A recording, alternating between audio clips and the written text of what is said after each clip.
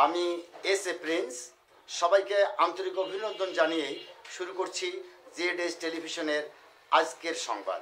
হতদরিদ্র অসহায় ছিন্নমূল বয়োবৃদ্ধ মহিলাদের জন্য সরকারি বরাদ্দকৃত শাড়ি কাপড় রংপুরের সদ্য পুষ্করণী ইউনিয়ন পরিষদের আয়োজনে বিতরণ করা হয় পরিষদ চত্বরে। ইউপি সদস্য ও প্যানেল চেয়ারম্যান আনারুল হক, ইউপি সদস্য রফিকুল ইসলাম সহ অন্যান্য সদস্যগণের উপস্থিতি ও সহযোগিতায় উক্ত খয়রাতি শাড়ি কাপড় বিতরণ করেন সদ্য পুষ্করণী ইউপি চেয়ারম্যান সোহেল রানা। খয়রাতি কাপড় বিতরণে আরও উপস্থিত ছিলেন শ্যামপুর প্রেস ক্লাবের সাধারণ সম্পাদক সাংবাদিক খন্দকার মিলন আল মামুন সহ স্থানীয় গণ্যমান্য ব্যক্তিবর্গ।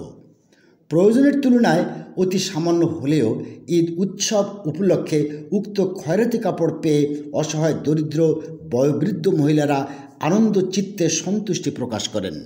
News desk, Z television.